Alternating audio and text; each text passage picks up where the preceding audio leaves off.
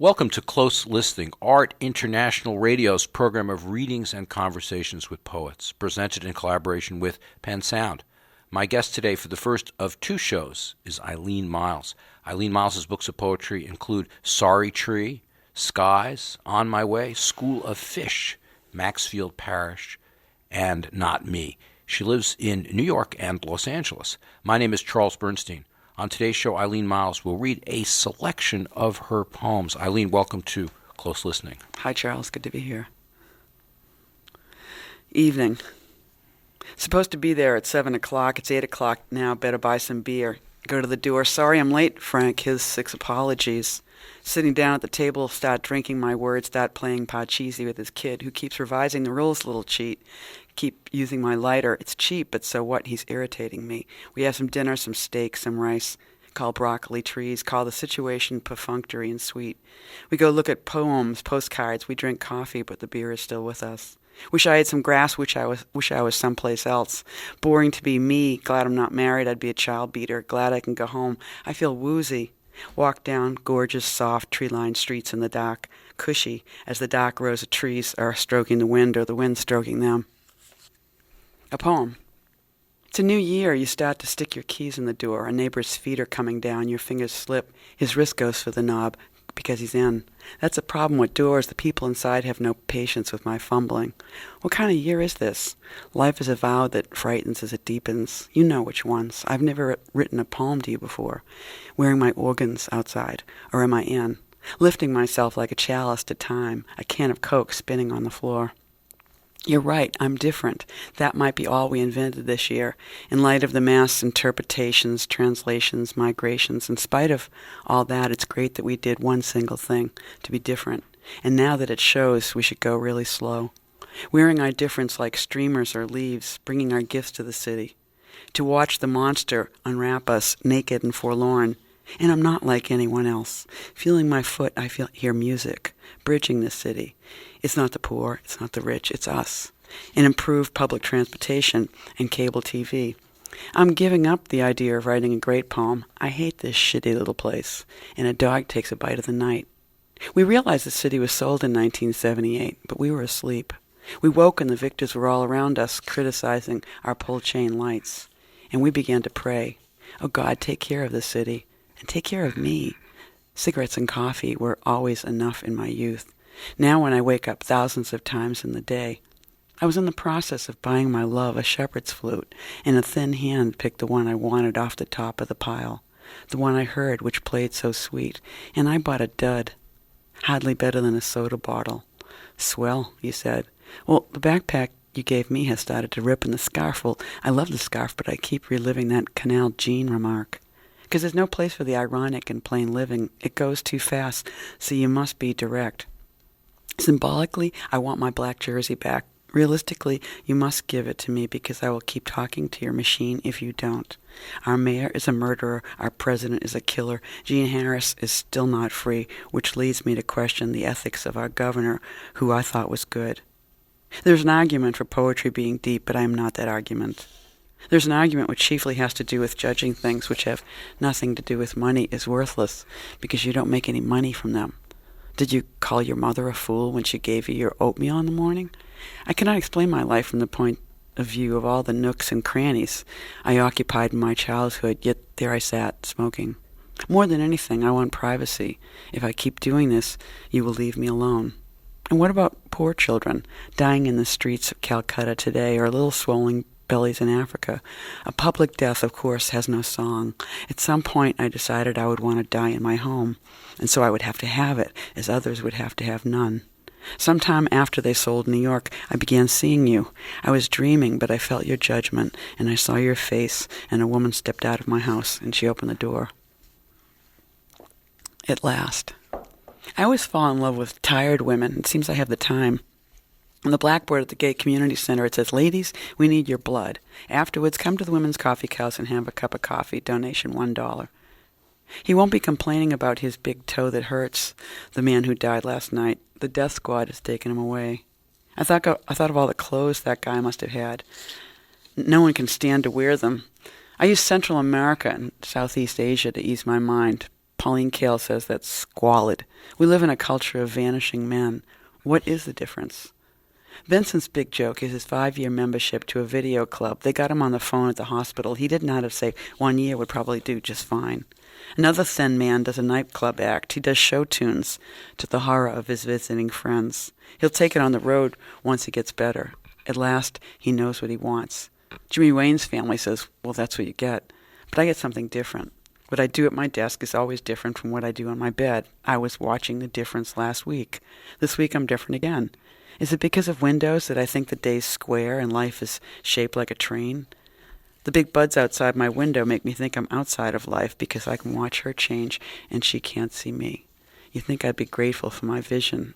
It is complex, a dance of images, gates and branches across buildings, statues, windows, farscapes, and creeping cats. Honey, life is a blast and I am part of it, but you're separate from me. It's how you want it. The radio starts up and I nearly lose my style. I opened my heart to you, and now I feel like an open wound.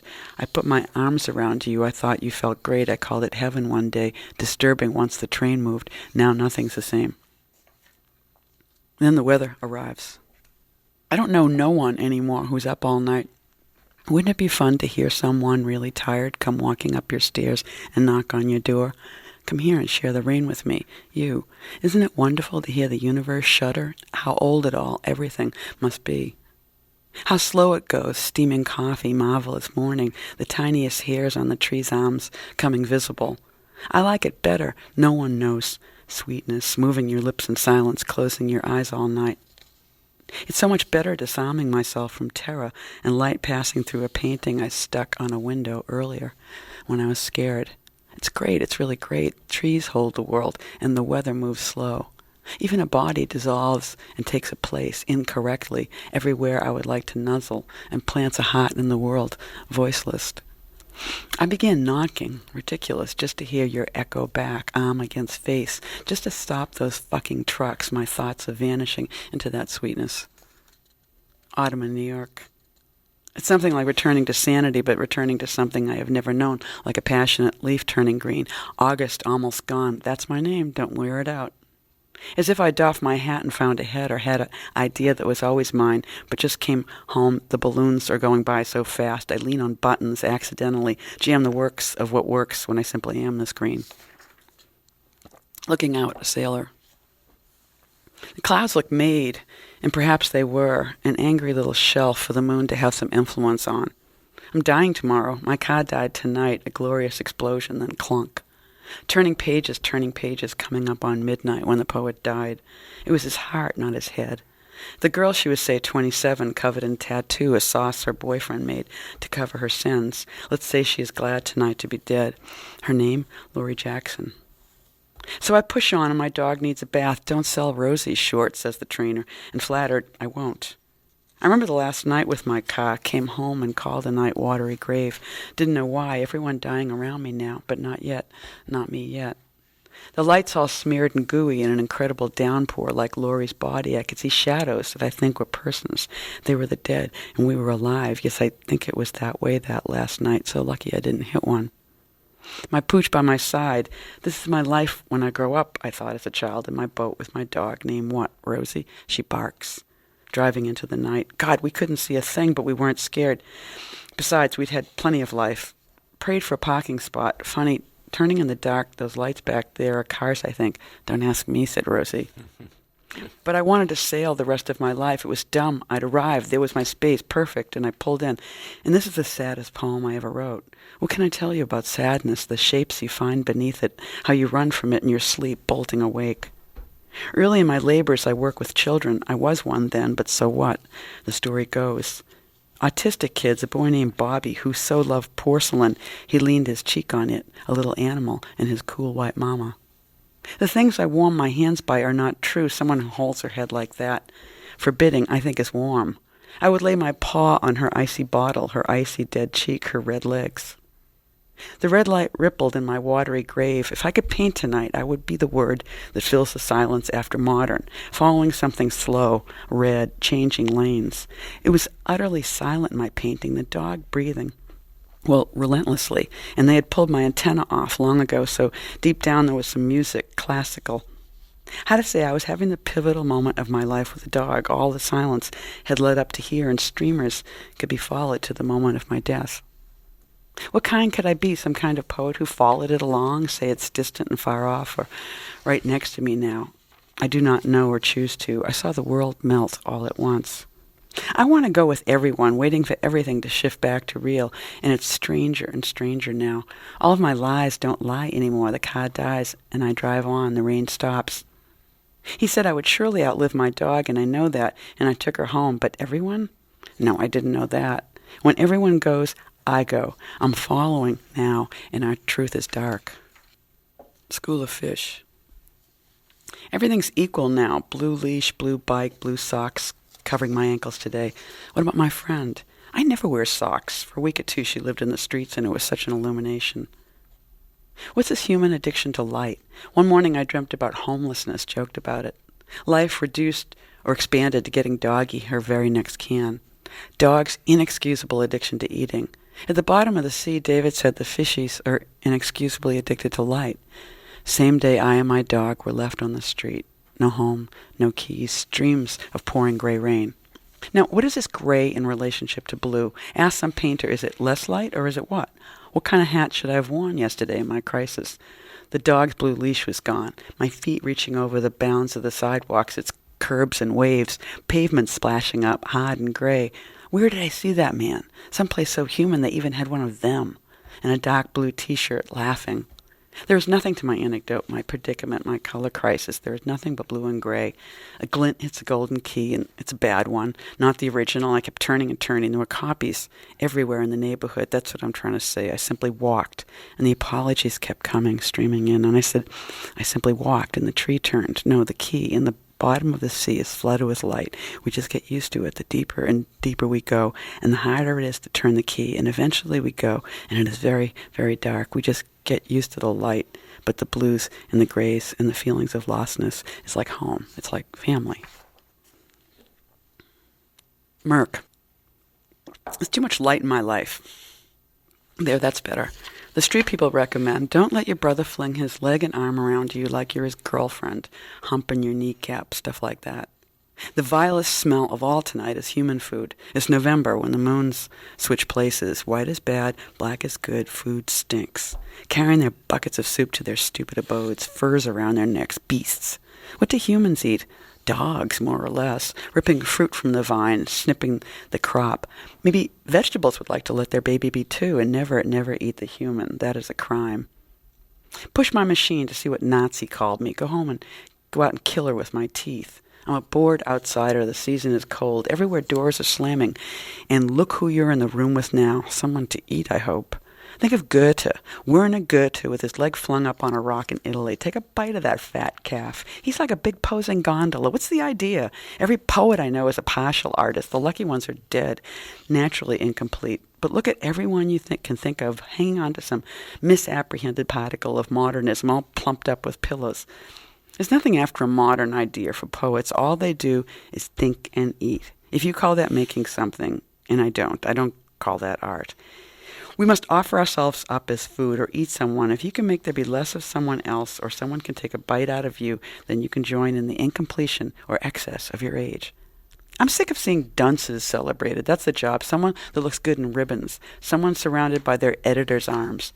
Love object of a lesbian, but not being one. Particle board, potential screenplay, plastic hair translates well. Millions will hold you on the train. Bite me now, bite me forever. And your two strong arms. Oh, eat me, read me something.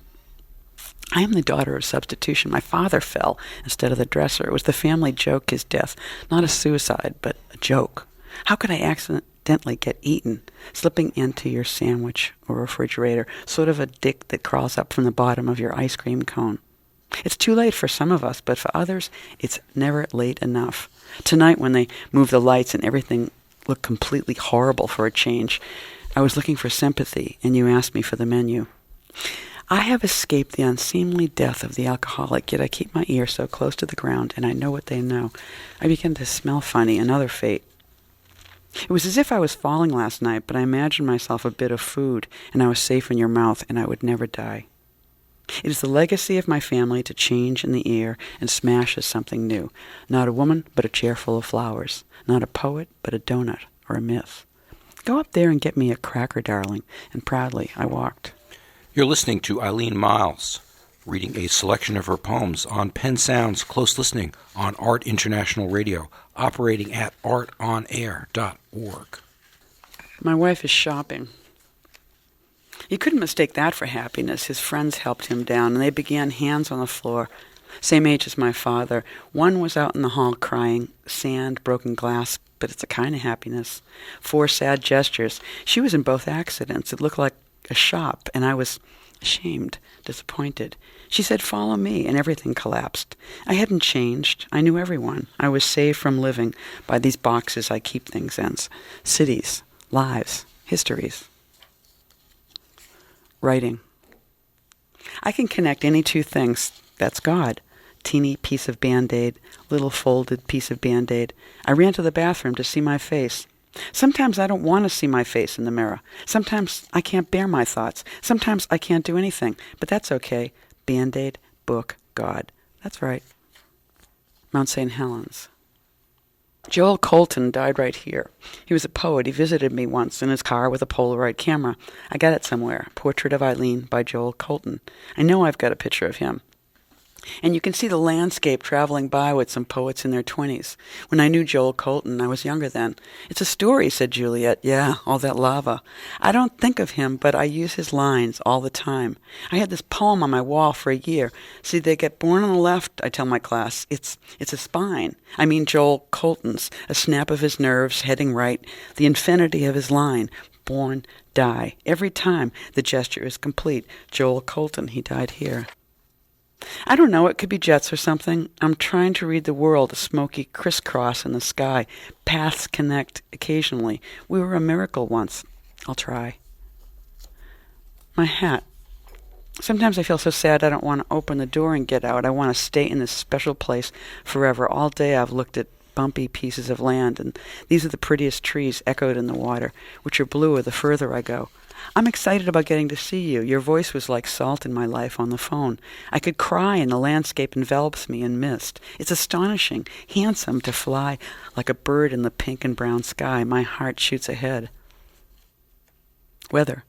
I had already begun being a woman who lived mostly alone, going, huh, and piping, shuffling through the rest of her time. I contain a running kid, a green elf. I am entirely alone. I desire a certain sports car, a drippy night, making hairpin turns in Rome. Your face beams up like a million jiggling suns. Do you get it?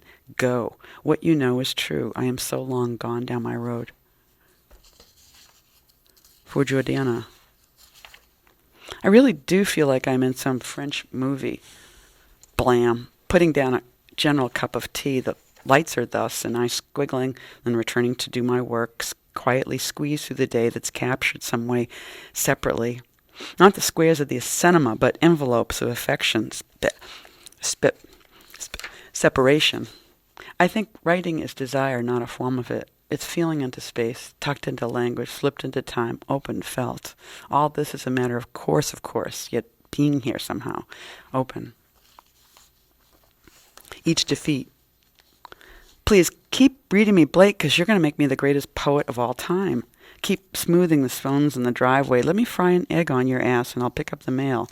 I feel your absence in the morning and imagine your instant mouth. Let me move in with you, traveling, wrapping your limbs on my back. I grow man, woman, child. I see wild, wild, wild. Keep letting the day be massive, unlicensed. Oh, please, have my child. I'm a little controlling. Prose has some magic. Morgan had a whore in her lap. You big fisherman. I love my friends. I want to lean my everything with you, make home for your hubris. I want to read the words you circled over and over again. A slow skunk walking across the road. Yellow, just kind of pausing. Picked up the warm laundry. I just saw a coyote. Tippy, tippy, tippy. I didn't tell you, but the creature with hair, long hair, was hit by cars on the highway again and again. It had long gray hair. It must have been a dog. It could have been ours. Everyone loses their friends. I couldn't tell anyone about this sight. Each defeat is sweet. Unnamed New York. Here in the beautiful heat, digging and digging for you in your wide and wonderful paws. Day subway, Day doggy. I was trying to say it writes in bites. Citizen, aged, local, literary, queer, cocksucking, shopping, pussy, manifesting, not, well, Arnold, when. If you enjoyed smoking in bars, study French Expressionism, employ your loss, buy a car, take a course, make a college, buy something old, again and again and again. The sneaker swings. I like it here. It's orange and my hands are free. The new book was composed by picking shit out of a wave. Whenever they said vague, I thought, vague? I couldn't help laughing standing at the bottom of my pit. I thought Mark Twain was here in the crater of a giant tomato. Big artists like era, the tomato missed. Being intended to hit God, it hit his mother. I speak for her. San Diego poem. The jacarandas turn on like lights. City Heights is in fact beautiful, guided by voices. Disturbs me, however, I will get to the 15 going north to Adams to return disc 2 of Brazil. I hated it when it came out, the same thing I always hate, dirty like Keenholz's, like dirty technology, the Midwest, which is like London, somehow greasy. Who gets British humor? I can't. I think of my dad, who purportedly liked sex so much. In fact, sex in this town. Did he ever know his little kid would teach college here, pull over under purple trees to think about him and the urge? To hell. I'm not sure who I walk with in America today. I miss you, my imagined accomplice, while we're moving among men. One man stands up and says his daughter's gay. Like, we didn't know that, she says. He thinks it's so great. We can't think it's so wonderful being lied to for years. We've accomplished bright cynicism, then struggle for love. We flounder, we fail. The elephant eliminates the confusions of love. Love probably didn't need a war, couldn't eat, is rolling on waves today. The city is emptying. The elephants have been planning that party for years. I'm heading into it, New York, my home, bursting with men. Conservative women heading downtown to see a cross made of girders. Great. Jesus marked this city, threw planes at it. Face it, those pilots were gay. We're going to make a constitutional amendment against them for being gay. Gay to hit buildings, to want to meet in great numbers, being no on love. Moving like an angry sunflower, wanting bandages, space, something great. I want to live here feeling celebrated for breathing open today. I want to show you complicated dyke love, construct a poem about women and men. In my country, there's a basic responsibility to struggle and not for years. To walk away, to turn around, seeing you and progress and be loving your smile for years. Sometimes I think there's complications with men, but I'm probably gay. Gay to be glad to keep expressing and knowing the impossible hopes of women and men. I would want to learn more, be firmer, open up, revolutionize love streaming. A house on a hill is pretty, but there's something rhapsodically fine today. Stay here while the American ship is moving and rocking. Invincible, great. My moment alone in front of everyone is hopelessly great. I don't have to wonder where I'm going this time or this year. I don't have to wonder whose group I'm in today.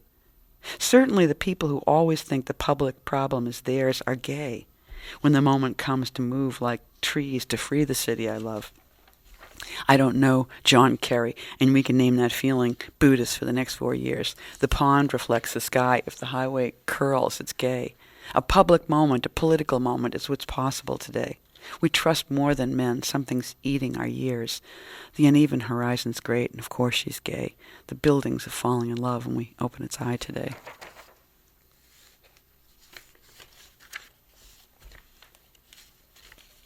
Transitions for Rocco. Sometimes I'm driving and I press the button to see who called, and suddenly I'm taking pictures. Big, dark ones. He says it's not about where you sit to make a film.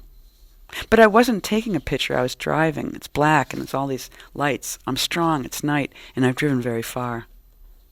I keep hearing the music of the weekend. He says it's not about whether she and I resume, it's about how it goes on with me. In my car so long ago, I loved someone who read me a poem on the phone about the car of the day. You mean the one I'm driving?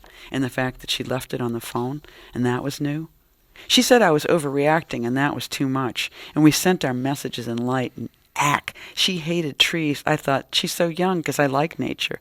Now, in her trunk wrapped around me one day, he licks my arm, my boy, and driving home I thought, if he dies, I will see his paw in the sky. I am seeing it now, and she's always home going, ooh. And she said, I love our little meeting. I said, little? Don't denigrate my need to support, my need to say that you can. I'm glad I'm home. It's wide out there. We spoke about scaffolding, him fitting the frame to the eye. She's grown, I wanted to say. We laughed about tang, and later on the toilet thought about tango. And Joan, El Tango Larkin, what's not technology, what's not seeing? And I'm to say, I hold the line, I hold the day, I watch the snowflake melting.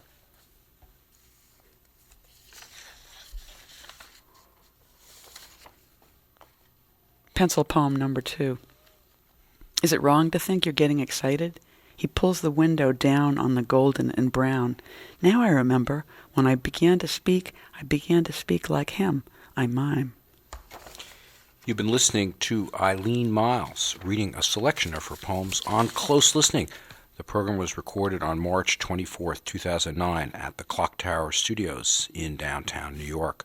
Close Listening is a production of Penn Sound in collaboration with Art International Radio, operating at artonair.org. For more information on this show, visit our website, writing.upenn.edu/PennSound. I'm Charles Bernstein, your on-air guide to Close Listening.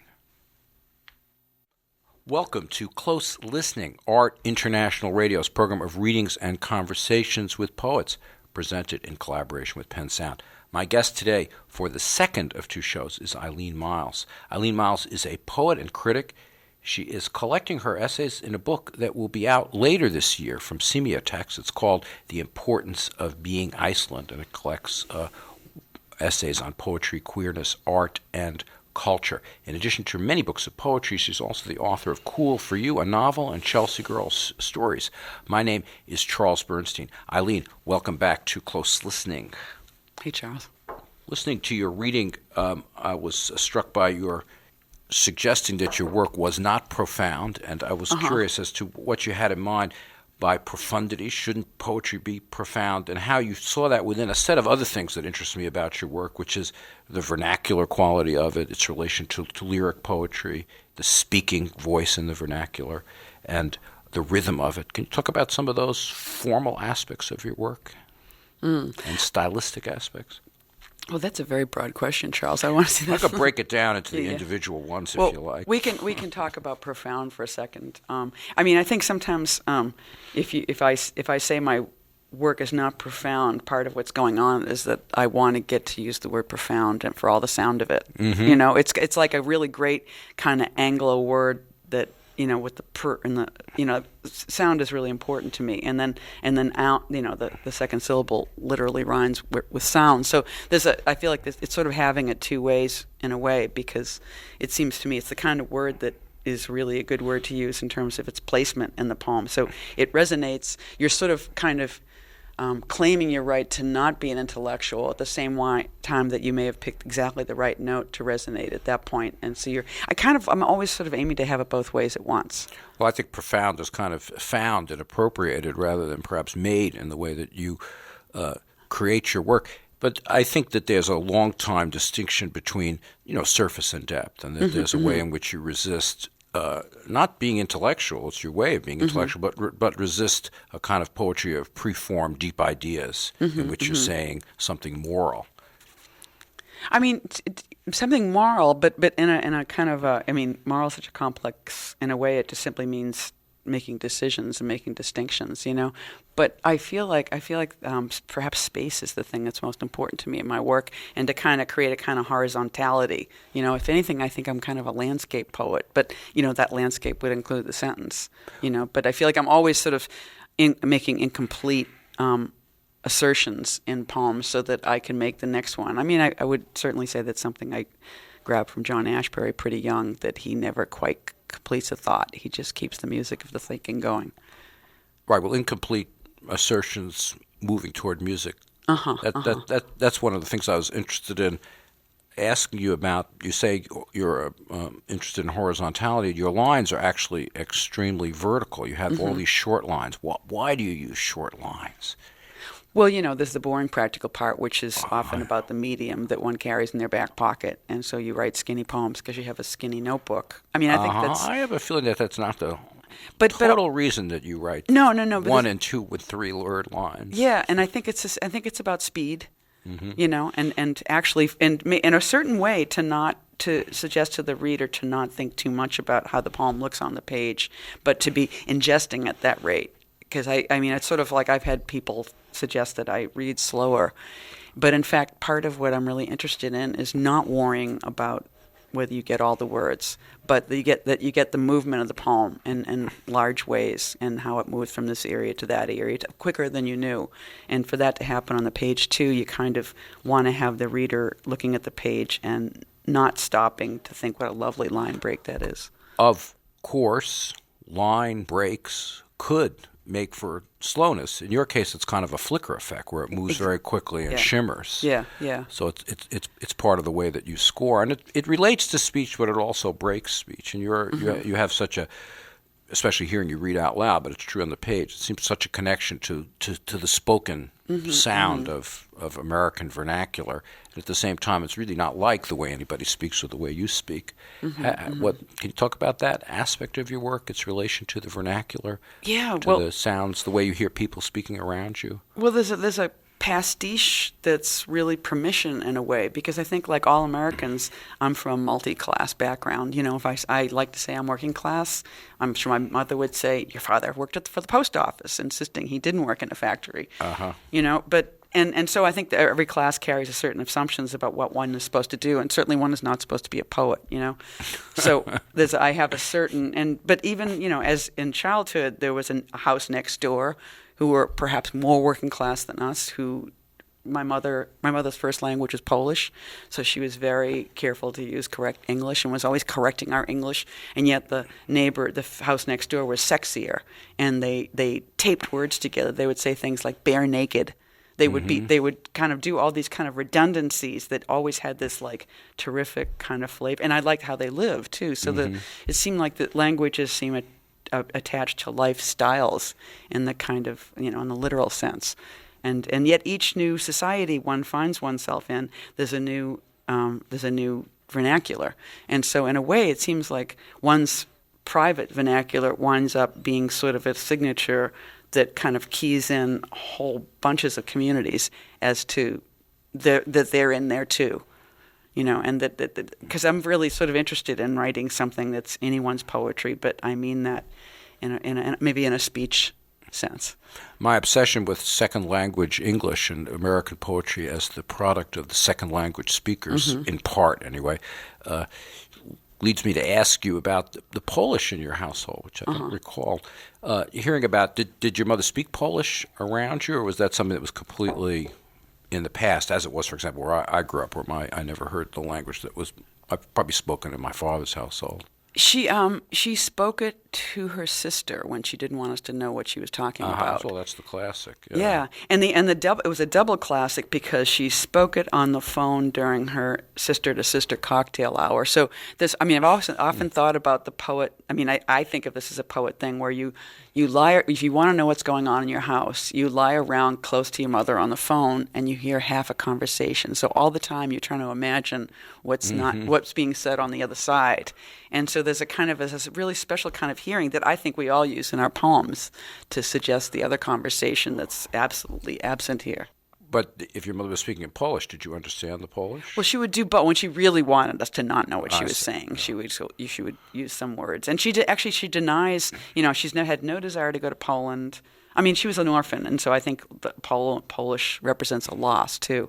But what's interesting is, so I've been very interested in the filmmaker Andrzej Wajda lately, and so so Netflix has been keeping me in an abundance of his films, and so I tried at home and got my mother to sit down and listen. Well, and she was like, no subtitles. She's 88. She doesn't like to read on TV. And suddenly, it's like when the film began and she started hearing the Polish, she started talking to the TV screen, and it was kind of stunning how the desire to use the language and hear and participate was much stronger than her desires to make it cease. Of course, one of the things that's most striking to hear anybody speak in another language, and especially your parents at home, is that the rhythms are different because of the nature of the vowels and the consonants and the accents. So that must be somehow lingering in the back of your mind. Overheard conversation, you're saying, in part, and also hearing on the phone the rhythms.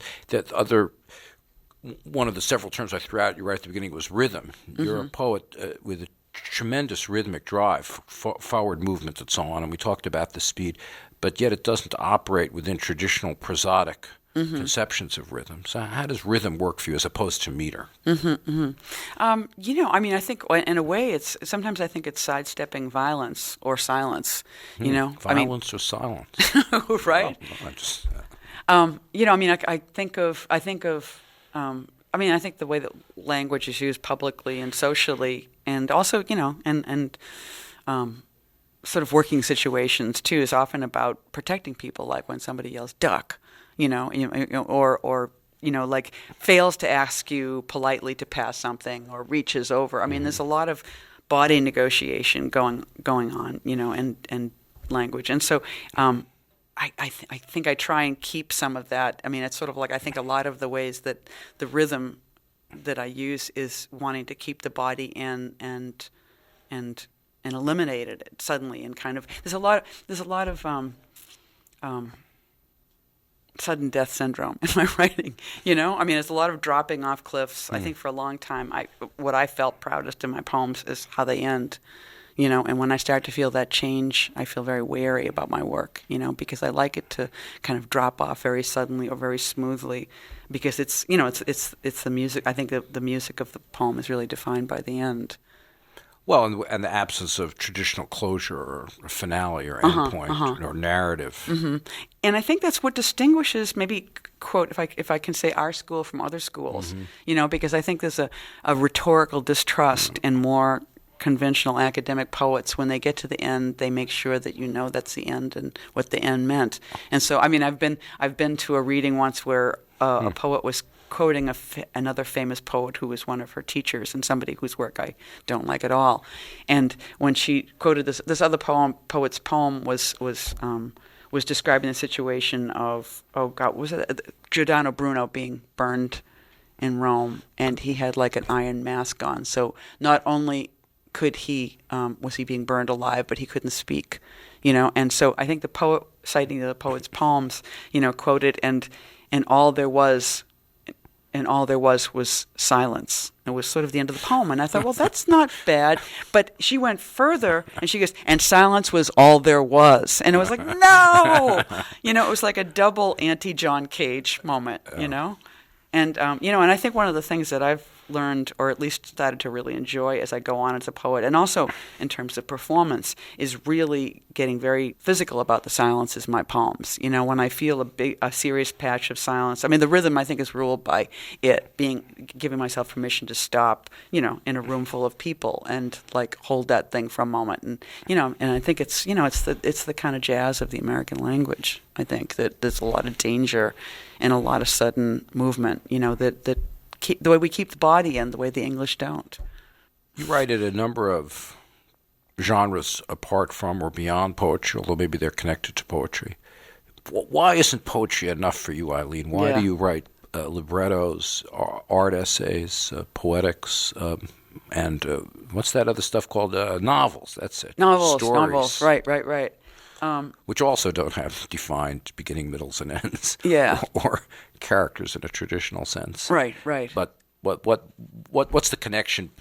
Speaking from the point of view of poetry, of your engagement with the other modes and genres of writing. Obviously, not obviously, but some of it I think is a leftover from youthful ambition. It seemed like the idea of being a writer was to do it all, and though I self-describe myself as a poet, and I think it all kind of comes out of poetry. But I think my original intention as a writer was to do a lot of. Poetry seemed like a default career in a way for me, because when I was, say, in college, I wanted to write novels, and when I lived in Boston, I wanted to be a journalist, but I couldn't finish an article, nor did I know how to contact publications to make this connection. So there was a lot of other, kind of ambitions sort of rafting around the fact that poetry was accessible and something I could do. But also, like early on, I remember hanging out with Ted Berrigan and Alice Notley, and them always being like, a poet has to write the long poem, And part of it was defiant, I just realized I felt I had no ambition to write a long poem, but to write a novel seemed to me to be the kind of epic of a sort. And also, because poetry like being female, like being a lesbian, seems like an endangered sport of sorts, and who is going to be my Boswell? Who's going to collect this life? Who's going to, protect these details? And so it seemed in a way to as a really worthy idea to kind of create the library. Who was, Sappho's gone, most of Sappho is gone. It's sort of like to protect one's own legacy, to write a novel about the life of a poet that happens to have your name seemed like a worthy way to fortify the gambit of my poetry. I'm talking to Eileen Myles on Penn Sound's Close Listening on Art International Radio, operating at artonair.org. Your forthcoming book, The Importance of Being Iceland, collects a range of different writing. Can you talk about what's in that book and what you're doing with that? I guess that's your first essay collection. Yeah. It's it's a nightmare. It's been a nightmare because I think to kind of just practically to gather lots of writing from other formats, from typewriter to word processor to all that was painful. But also, it's sort of like all that other writing seemed to be what I was doing in between. Sometimes really for the purpose of making money. Other times, because it seemed like who was writing about poetry or thinking about poetry publicly. So I've done a lot of journalism, though most of that didn't go into this book. But there's a projected next volume called Lost in Canada. So this book focuses on art, culture, queerness? And poetry, because what I did keep in is talks. It seems like often you're asked to come and give a talk. And a lot of them wind up, or essays, a lot of them wind up in volumes of poetry. Like I love Jack Spicer including little talks with a lot of, or at least the books have come to us that way. A lot of my favorite thoughts about poetics come in that kind of format. So I always thought it was a great idea to always include an essay with a book of poetry. So they're put together, talks are there. So it's talks about poetry. And also some, I have a section called People, and it's Daniel Day-Lewis, and it's Intisaki Shange, and it's it's like a very diverse, the visual artist. It's sort of like anything that means writing about somebody, but you also got them to engage, and so there's actual quotes in there too. So there's poetry in that too. I think there's some writing about Jimmy and Ann Lauterbach and Alice giving readings. James Schuyler. And Alice Notley. You obviously, from what you're saying, and obviously to me, because I read all of this, have been very involved with the visual arts world, writing about painting. Yeah. It partly has to do with jobs that you got, partly gets integrated. It gives you a different audience for your work, but also involved with, I guess it would be the culture of your subtitle, but popular culture, musicians, extremely popular bands that seem to have a connection with you, or you have a connection with them. Can you talk a little bit about that aspect of how you became a figure in popular rock music? Well, I think you're probably talking about one song, which is Lertigra's "Hot Topics," and that was kind of a litany of the people that Sadie Benning and Kathleen Hanna and probably more than thought were cool at the moment of recording that song. But I think that the thing that's interesting about being a lesbian and a poet, and my worlds kind of all touch, but sometimes this world does not. I mean, I often feel like I have a lot of entirely different existences, and New York is of course a great place that affords us that kind of life. So what's interesting is I think this point in time, a great lesbian event is like Kathy Opie's opening at the Guggenheim. Like she had this huge show, American Poet. Right. And because her work really started off, though very always fine art, beautiful large-scale photographs, but taking from 17th century portraiture, but taking photographs of very kind of renegade-y looking characters in the queer community. So she kind of planted her flag as a queer artist, and then has gone on to do details of L.A. highways and strip malls and landscapes and back to the queer community. I mean, she's a very diverse artist, and probably I'm probably mentioning her because I like to think of forming a career that way myself as well.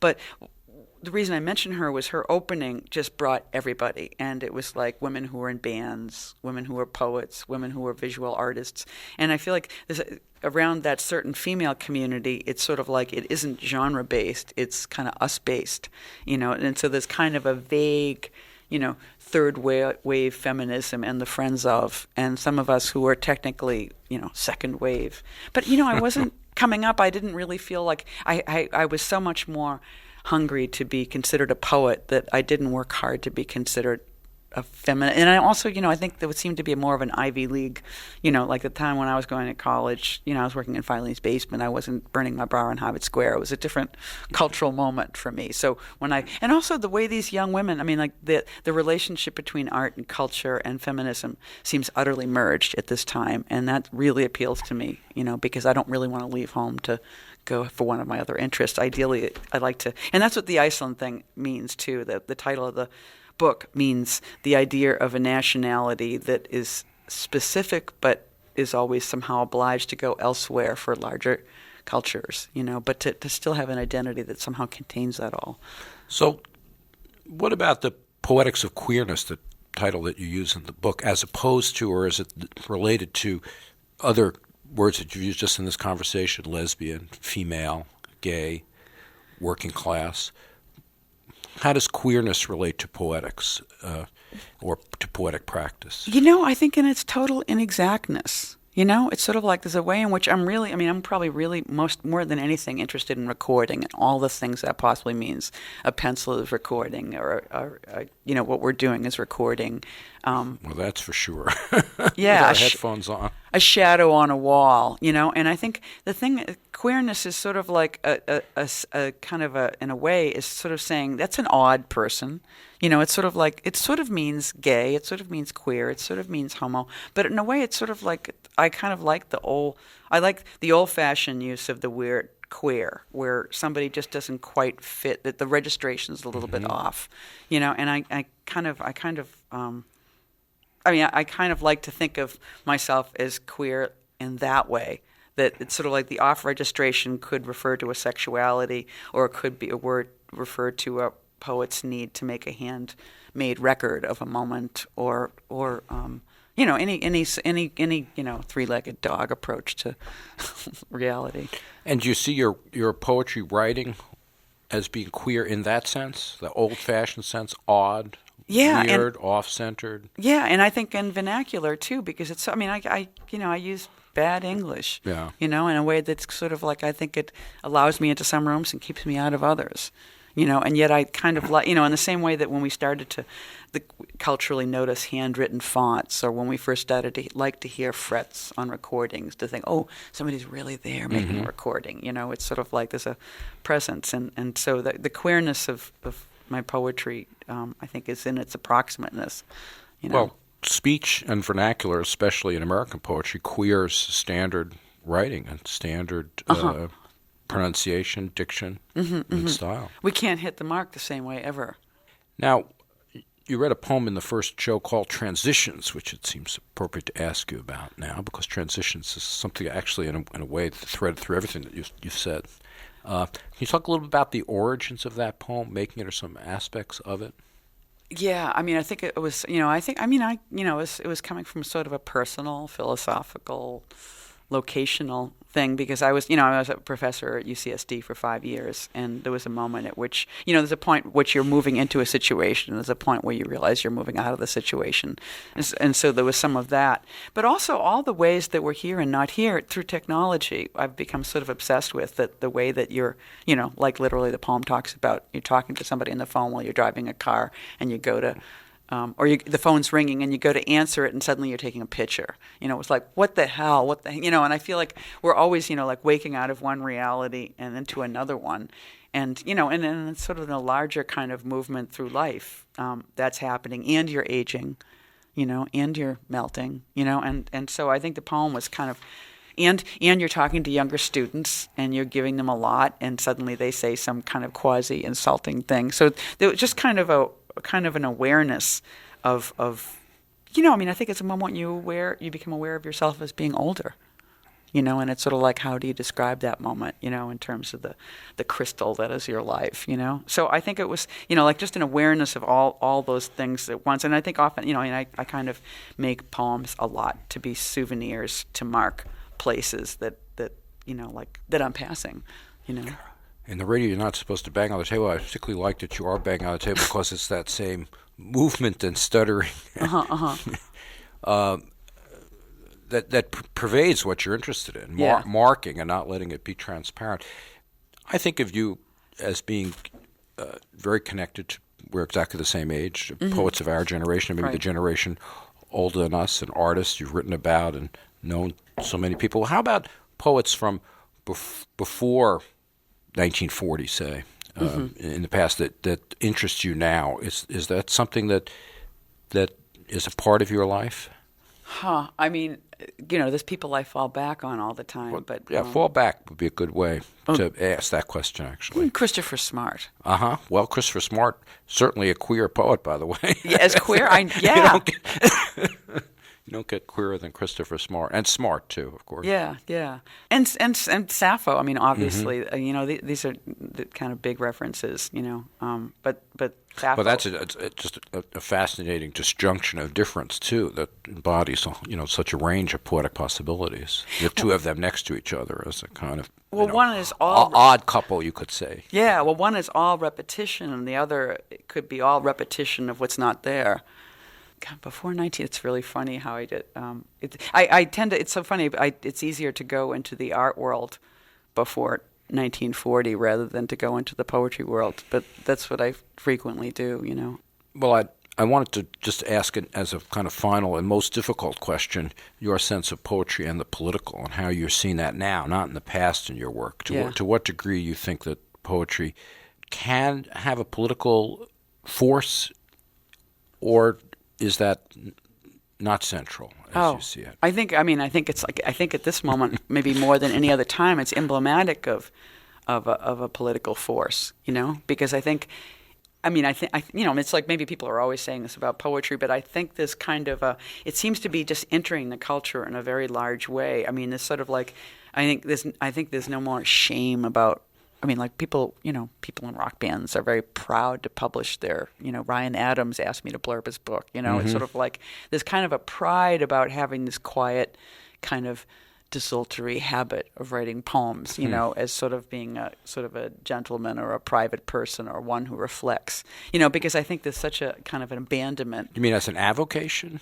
in that sense? Something that's beside the main thing you do? Well, yes, but maybe as maybe an acknowledgement of what the most precious thing is, which is kind of a private time or a I know there's a contradiction in that, but I think in the public place there's a huge yearning for there to be some place that's not, dare I say, original, but by that I mean present. But that there is actually an existence, a human presence that isn't instantly torn away from us, And I think that poetry kind of resonates as that for a lot of people. It might be something very different for us, but it's interesting that there's a kind of an interest and a lack of shame around the vocation of being a poet today, because I think there's a funny stubbornness to it that I think people are beginning to accept, to kind of not only accept but kind of valorize in a certain way. So I think it's a very proud time for poets. In fact, I think we're doing something worthy for everyone, but certainly for people who yearn for that kind of thing. You've been listening to Eileen Myles on Close Listening. The program was recorded on March 24th, 2009 at the Clock Tower in New York. Close Listening is a production of Penn Sound in collaboration with Art International Radio, operating at artonair.org. For more information on this show and our other Close Listening shows, visit our website, writing.upenn.edu/PennSound. This is Charles Bernstein. Close Listening, even when it hurts.